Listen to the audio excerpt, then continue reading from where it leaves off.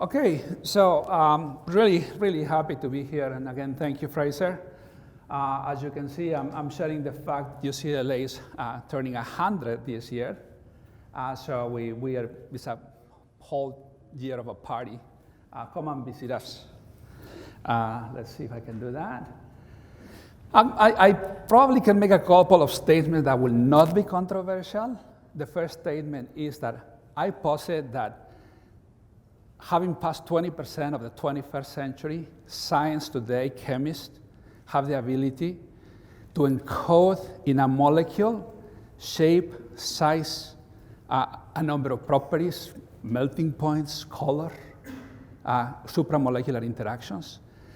What that means is that we can develop a concept and work around that concept and translate that from solution to the solid state.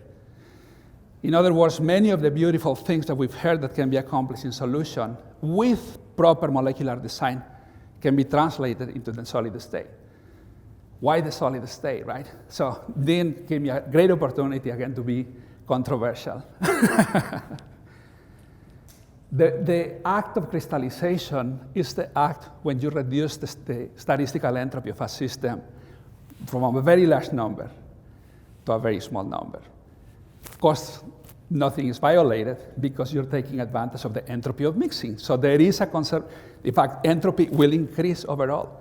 But locally, your molecules will be from a large number of configurations to a very limited number of configurations. You've increased the information, you decrease the information content, but you decrease the message that your molecules do have. And so the idea is you can have a concept and work around it and bring that into the solid state. That's the idea. So what else? Well, we have the convergence of chemistry, condensed matter physics, and material sciences. So these are the key elements that will come when we think about molecular machines in the solid state. And the sort of thing that you can do includes, as you can see, control chemical dynamics, control chemical reactivity, gas absorption, sieving, salience, which is crystals that can move on themselves upon a proper stimulus. You can have exit of the localization, such as fission, annihilation from excited states. You can transport charges, you can have conductors, you can have complex optics, nonlinear optics, guide optics, etc. You can have a host of dielectric behavior, magnetism, multiferroic, superconductivity. And what that means is that you have many opportunities to transduce energy and to store and transfer information, both. Transduce energy means transduce different forms of energy also into mechanical energy and vice versa. What else? We have an opportunity to have collective behavior and emergent complexity, and that comes as a result of the molecules. The molecules are no longer isolated, but they depend on each other in a very tight manner through electronic and mechanical coupling. Mechanical coupling could be something like phonons or other types of motion, right? The other thing is that typically we see material science execute all of these interesting properties and transformations, all of which are emergent through, say, something like ceramics, things that depend on the electronic properties of the molecule. But what if we could do all of that by modulating any of these properties through collective and individual molecular motion? So that could be a frontier to explore. The other thing is, of course, that you have multi-scale that really covers about 10 orders of magnitude, right? I've been showing these crystals that are about a nanometer size, but you can get crystals that are about 40, 50 nanometers, or crystals that can be up to 20 meters. You notice these are actually people here. This is actually a cave in Chihuahua, Mexico. And these are crystals that took some while to grow, of course, but it can be done, right? Nature can do it. Now, let me develop the concept of amphidynamic crystals, because that's going to be a framework and a structural platform to explore and develop the field of machines in the solid state. And I want to transition to that by bringing a very iconic molecular machine that Alberto already showed us, Atp Synthase, which, as you know, the enzymatic processes of this beautiful molecular machine were elucidated by Paul Boyer, who sadly passed away last year. Now, Atp synthase is never working like that on its own somewhere in the gas phase or in the vacuum, right? is coupled to a very complex system. And I love this picture from the book, The Machinery of Life, from David Gottsell, which represents an E. coli. And we're going to get a little closer to that color region there to see where ATP synthase actually operates. That's right there. And along with it, you see other interesting biomolecular machines. You see a bacterial flagellum here. You see some ribosomes here. You see the cytoskeleton. And, you know, all of us have this perception. I mean, Alberto made the statement earlier that biology is in solution, but this is a very complex solution, right? It's a very complex environment. And it looks very crowded, very messy, yet it works perfectly. So how can this be accomplished, right? So clearly there is a lot of order, a lot of organization happening there. So let us analyze it from the point of view of the variables that we understand, which are structure and composition and dynamics, and how biology depends on how composition and dynamics are ordered. We want to decrease the entropy of the system. In terms of compositions, we have that cells contain water, salts, carbohydrates, lipids, proteins, nucleic acids, primary and secondary, the list goes on and on, right? But they're not randomly distributed. If you were to look at the statistical entropy of so many things, it would be mind-boggling. So even though it still looks very complex, in fact, it's organized through aggregation, localization, confinement, and compartmentalization. So there is a purpose to that madness that we can see, right? The other thing that you'll notice is in terms of dynamics, it's not random dynamics. Nothing happens at random. There are hierarchical interactions, coupled kinetics, energy transduction, flow, and homeostasis, right? So it's a system that is in constant flow. There is always energy coming in, energy being used, energy dissipated, something happening. So all of that means is that it's a system of very low entropy, and that's very intriguing to me. So can we reduce the complexity of a cell to something that is manageable? So we go to a single component system, and that's going to be a solid-state crystalline molecular machine. So we're going to focus again on the relation between motion and order, right? Our molecular machine is somewhere here where there is mechanical motion and a great degree of order, so that not only the structure is ordered, but also the motion inside that structure is also ordered. First question is, what does nature offer us to accomplish that? Nature gives us crystals, right? Crystals are the highest amount of order. Again, that reduction of configurational entropy that I talked about, but they typically have very little motion.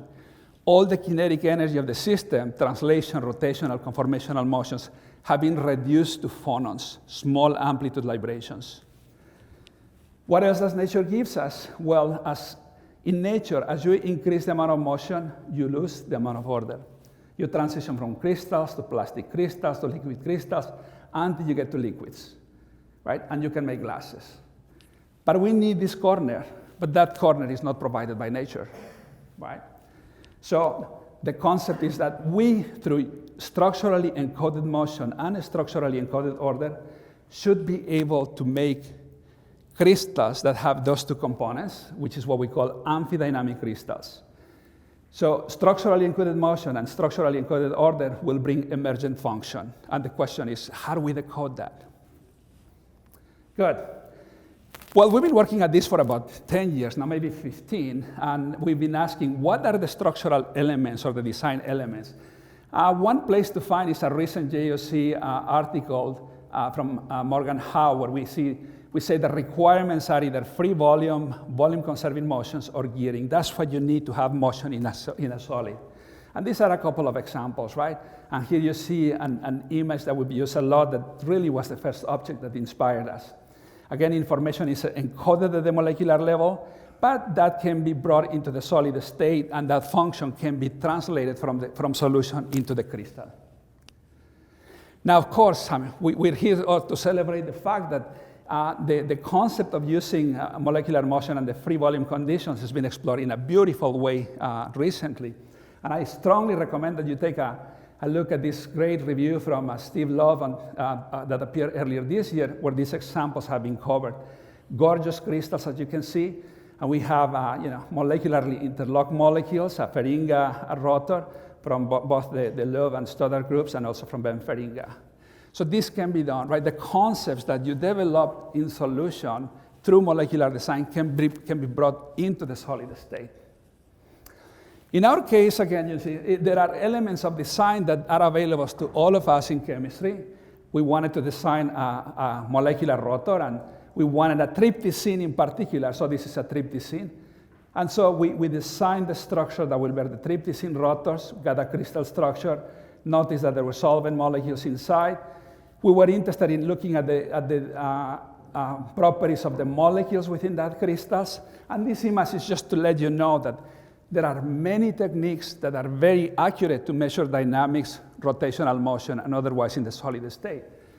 This is an example where we're taking advantage of the deuterium NMR, right? And you see by doing an experimental measurement and a simulation, we can estimate the frequency of rotation, and assuming that we can take kinetic viscosity, we can get an idea of what the viscosity of the solvent is under this confined environment and compare that with the liquid.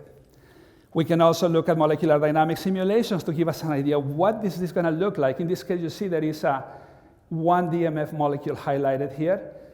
This is a few nanoseconds, so we don't see a rotation of a trypticene yet, but it just gives you an idea that even though there is a significant amount of order, there is still a significant amount of motion that is encoded into the structure. We were able to show that the viscosity of DMF changes by a factor of about 5 orders of magnitude, or 4 orders of magnitude, in going from the bulk to the nanoscale environment. Something that brings home the concept that, yes, it is the viscosity of molecular machines is going to be something that we need to be very worried about. What about these structures, right? So what about crystalline machines based on dipolar arrays? So this is the image that we envision. The function is that of a compass. And if you see, this gives you an opportunity to use external stimuli to interface a molecular object or an object made of molecules that interact with each other with a macroscopic user, right? So it gives you an opportunity to do that. This is a beautiful example of a 1D linear rotary array that was developed and published by Joseph Miguel and Mark Radner here at Northwestern. And these concepts have been around in the literature, but they have never really been realized until very recently. The other thing is that you notice if you look at dipoles, compasses, let's say, in, say, a square net or a trigonal net, some are spontaneously anti-ferroelectric and some are spontaneously ferroelectric. Not only that, if one moves, they all move in a concerted fashion. So this is another example of an emergent behavior. And all of these structures are isoenergetic, and all of these are isoenergetic. So this is basically an infinite number of degenerate states, which means that you will have continuous rotation. You would have a rotary ferroelectric. So the concept in terms of an advanced potential material is one where you use molecular compasses. It starts at a high temperature in some isotropic paraelectric state. At some point, a Curie-like process occurs and you get the ground state. But you can also use an electric field and induce a state that is metastable. And you can also imagine transition between these two. Now, if you think about it, this crystal, and that crystal have different physical properties from a condensed phase matter perspective. Interaction with electric fields, interaction with electromagnetic fields will be different for all three of them. We just realized that concept by taking advantage also of MOF. So what you have here is a paddle wheel MOF that has these difluoro rotors that in the crystal structure you see are completely delocalized over the periphery of rotation. It turns out that the rotational barrier in the solid state is only 0.8 kcal per mole. Right? So it's almost these conditions where thermal energies are actually lower than the energy that arises from dipole-dipole interactions in this case. And you can predict based on the structure what the ground state is going to be, let's say, in this case, in the AC plane or in the C direction, AC and AB. right? So just to show you that what the data looks like, so we're going to look here, for example, we're going to look at the capacitance of these crystals. So we're going to start at room temperature, where the system is paraelectric, the dipoles are rotating rapidly, most of them cancel each other, right? But there will be a few that generate little domains. Those little domains are able to respond to an external AC field in a capacitor. So you have a capacitance that has a certain number. As you lower the temperature in a Boltzmann type process, you'll have more of them that become interactive with respect to the direction of the field, so the capacitor increases. But then there is an inflection here, something that is, it would be unexpected unless you know what you're looking for. But what's happening here is that at about 100 Kelvin, there is a disorder to order transition. All of a sudden, we're beginning to find the ground state configuration, which happens to have an Ising symmetry and be an anti-ferroelectric configuration. So that's part of the emergent behavior of this system, right? So what you see here is, however, that instead of, at this point, having zero capacitance, we still have some capacitance, and that's because we have oscillations above and below the plane that are responsible for this region. But then at about 50 Kelvin, something else happened. We have what is called the bifreezing, and all of a sudden, rotation stops. And the system now really decreases in capacitance. And we can see also this in the form of a dissipation measurement. You see that, again, the interesting thing is that different lattices will have different ground state configuration. And there's going to be some lattices that have dipole-dipole frustration with multiple degenerate ground states that effectively will constitute a liquid, because it's going to be disordered, but it's going to be very mobile. You can imagine that, again, you have the opportunity to bring in the interactions that you want to use. So we just completed work on this nitroxyl radical. Very interesting. If you see, this is the crystal structure, but the nitroxyl radical is not there. Why is that? Because there is not a preferred configuration, right? It's exploring the complete periphery, and there is just not a single angle that it prefers. It's distributed over the entire periphery. You can imagine that, well, as you can see here in the data, you look at the EPR spectrum as a function of temperature, for example, and as a function of concentration. And one may think is that there could be opportunities to develop systems for quantum sensing and quantum computing. Probably a long way to go in that regard. Now, we can engineer dynamics to facilitate reactivity. For instance, if we want to have a reaction go from, let's say, this phenol to that keto compound, which is a photochromic reaction, we build a structure with rotation so that if the hydroxyl group needs to go from that side, or the oxygen in the hydroxyl from that side into the keto from that side, to have a change in physical properties. We engineer the rotation, and we see that happens quite effectively, as shown by this structure. Or we can use chemical reactivity to control dynamics. So in this case, we have an azobenzene bridge in this molecular rotor. And photochemically, with UV light, we can go from the trans-azo to the cis-azo, and in the process of that, changing the rotational dynamics.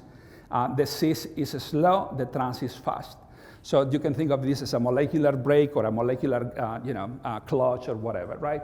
The point is that you're affecting the physical properties of these crystals by using different types of stimuli. Now, I was talking about interfacing microscopic uses with the molecular world. So I'm showing a few examples here of photosalience, these two examples, and thermosalience down here. These are reactions, photochemical reactions. There is a reactant and a product. Not important what they are here right now. And as you see, as the reaction goes on, there is a change in the local environment of the molecules, so that the crystals respond macroscopically in a way that is, in this case, completely destructive, because there is just no control over it. In this case, if you focus your light, let's say, in one point like that, you see again that you can transduce a small amount of light energy into mechanical motion, into macroscopic mechanical motion.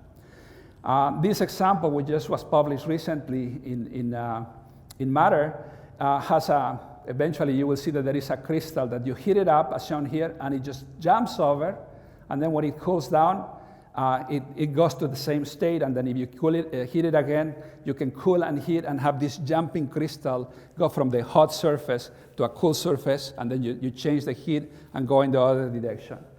This is an example where you start with a system that has a particular color, a particular emission, and again, crystals will jump and increase their emission. So there are opportunities, again, to couple molecular scale phenomena to a macroscopic user, which I think could be quite interesting in the realm of molecular machines. So kind of just to finish, right? So we have amphidynamic crystals, which are based in molecular structure information on this side, and we want molecular machines that have function on the other. So what are the steps to follow? So we propose that the first thing is to understand the potential energy, right? So we need to understand the energetics so that we can understand the equilibrium processes. So we will understand the equilibrium dynamics and look at what the effect are of fluctuations in the system. And then we want to use external forces and chemical stimuli and look for non-equilibrium dynamics, the kinetic processes like the ones Dean just talked about, and others, and changes of state. Again, changes of states can be harnessed in terms of some functional concept.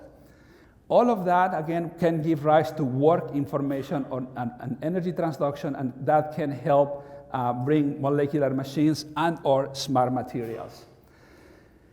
Interesting, right, to keep in mind is, again, that there are many lessons that we've learned along the way, right? That I think our intuition when we started for many of us was, that molecular machines would have some properties that were like those of macroscopic properties, but the scaling laws don't work that way. I think Dean's done a great job, influencing many of us in that regard. And what we have really are systems where there is a lot, viscous forces will be dominant. Nonetheless, we're going to be looking for changes in state. So I'm going to end coming back to this concept, because I think this is something that I really want to share with you, that I think the science is sufficiently mature so that we can really encode motion and encode order in systems. And that really is the elements that you need for a molecular machine. So, mil gracias, thank you, or 1,000 thanks. I want to acknowledge many people who have worked in my lab on these and other projects. I've had some amazing senior collaborators. Unfortunately, or fortunately rather, NSF has been very generous, and the National Science Foundation has supported research for about 15 years now. So I consider myself extremely lucky, and I have to really thank them. I think, certainly I'm very grateful for that. And I'll be happy to answer any questions. Thank you.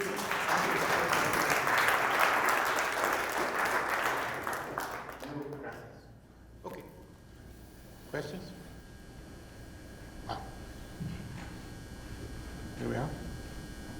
Let me ask. I was thinking of some of the first slides you showed with the biological systems, right, which you mentioned were very ordered, but they're very ordered in a very complex way. Exactly. So I'm thinking of your kind of 2D plot there, right, in that upper right corner. Is that really, does a cell fit there, or is it sort of a different type of order? I'm just trying to think about it. And how would we make, machines or nanorobotics that would... Yeah, right.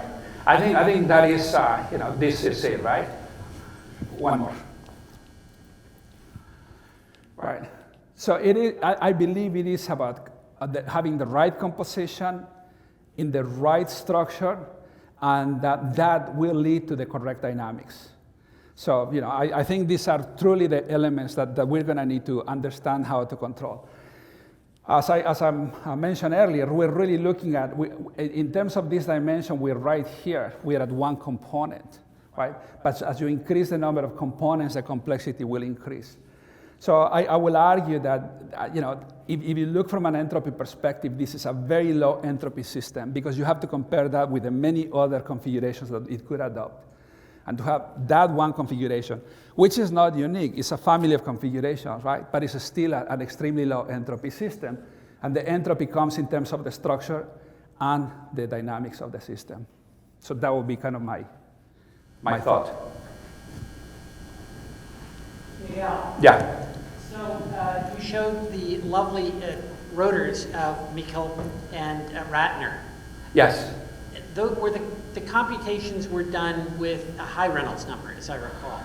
They vary that. There was very little friction. I was just thinking that if you were to tune the friction, instead of going clockwise, clockwise, clockwise, clockwise, you could end up with an ordered rotation, but clockwise, counterclockwise, clockwise, counterclockwise, clockwise, counterclockwise. Have they looked at that, do you know? They explore a phase space for that system, and I don't remember one that looked like that. There is one where, you know, if you very quickly switch one dipole, so the transfer is one by one rather than as a wave, for example.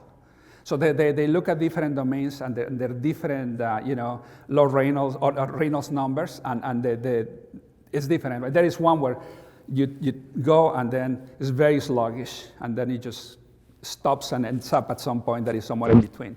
But I don't remember one like the one you suggest.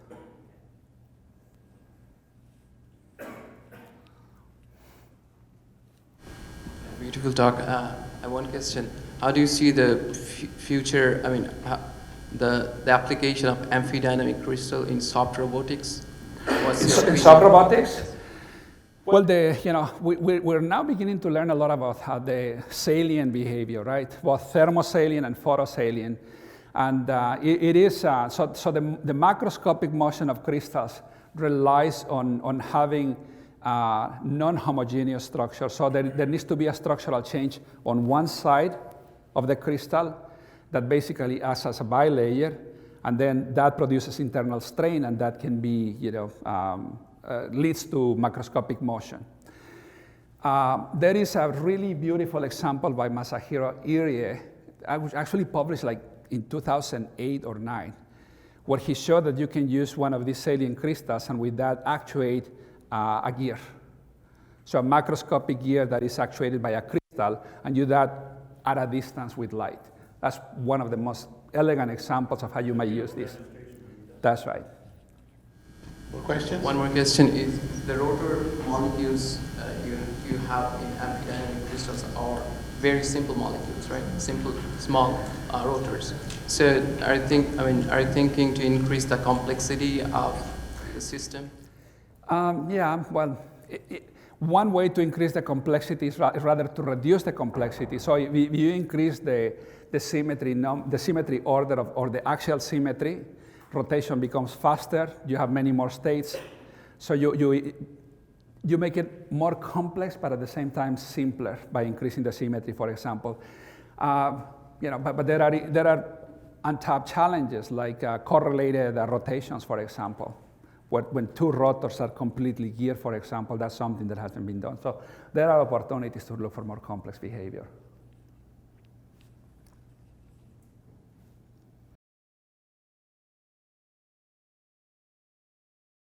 Okay, so we're on time, and I will just ask you to thank not just Miguel, but Dean and Alberto for, I think, putting us in a very good state.